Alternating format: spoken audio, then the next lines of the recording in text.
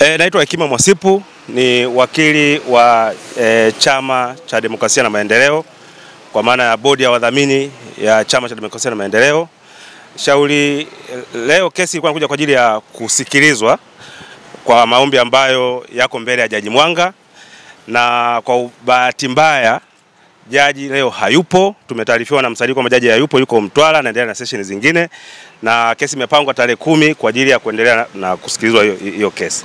So far tunaomba wanachama wetu tarehe 10 tuweze kujaa mahakamani kwa ajili ya kuendelea kusikiliza kesi hiyo.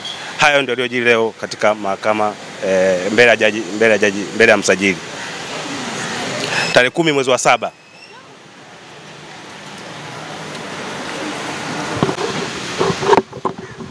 Kwanza nieleze masikitiko yangu makubwa juu ya Jaji Mwanga kutokuwepo mahakamani siku ya leo.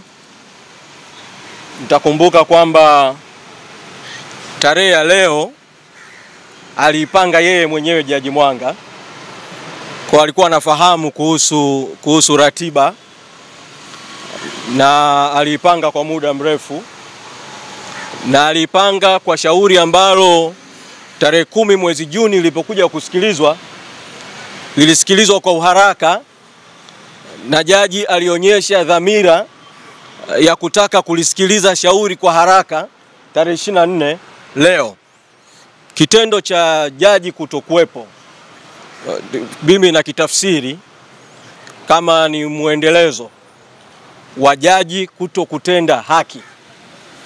Ningependa kuwataarifu tu wanachama kwamba tayari tulikwishaiandikia barua mahakama kuitaarifu kutokuridhishwa kwetu na mwenendo wa Jaji Mwanga katika kesi hii, na tumependekeza kwamba jaji ajiondoe kwenye kesi hii.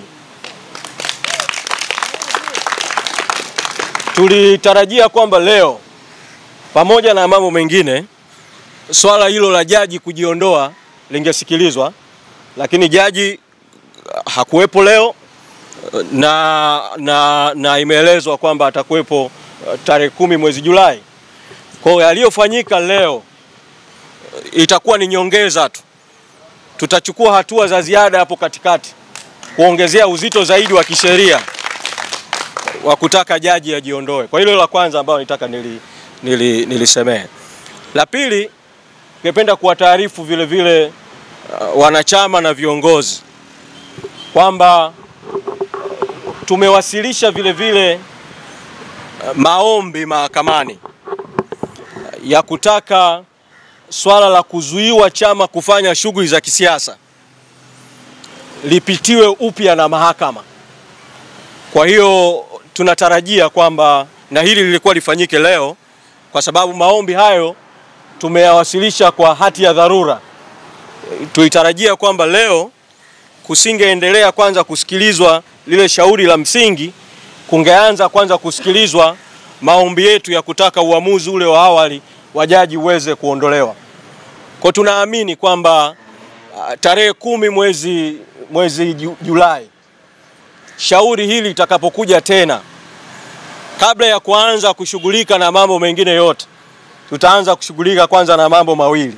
Moja, swala la jaji kujiondoa, lakini pili, maombi tuliyowasilisha ya kutaka zuio hilo liweze kuondolewa ili yale makatazo yote yaliyotolewa kwenye uamuzi wa jaji wa tarehe 10 mwezi Juni yaweze kuondolewa.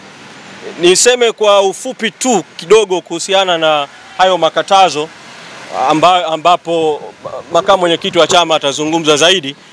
Tarehe 10 mwezi Juni jaji alitoa amri mbili.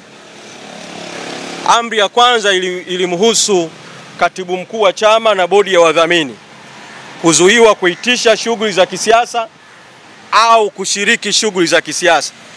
Nataka kuwafafanulia tu wanachama wa Chadema kwamba amri hiyo ilihusu bodi ya wadhamini na katibu mkuu wa chama, haihusu wanachama na viongozi wengine kuendelea na shughuli za kisiasa za chama bila kutumia rasilimali za chama. amri ambayo inahusu bodi ya wadhamini, katibu mkuu, wanachama na viongozi wote.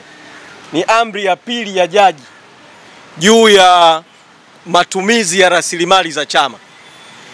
Katika amri hii, uamuzi wa jaji uliweka bayana kwamba zuio linamhusu katibu mkuu, inahusu bodi ya wadhamini, inahusu watumishi wa chama, inahusu mawakala na mtu mwingine yoyote ambaye anaweza kufanya kazi kwa niaba ya bodi ya wadhamini na katibu mkuu au kwa jina la bodi ya wadhamini na jaji mkuu. Kwa nitaka nitumie fursa hii tu kuweza kuclarify hilo vile vile. Ninawaomba wanachama muwe wavumilivu katika kipindi hiki. Tunajua kwamba tunapita katika kipindi ambacho watawala wameamua kutumia mbinu haramu kudhibiti vuguvugu halali la wananchi la no reforms no election. Ninachowasihi tu ni kwamba pamoja na uvumilivu tulionao, tusirudi nyuma na msirudi nyuma kwenye mapambano yaliyoko mbele yetu ya no reform no election. Asanteni sana.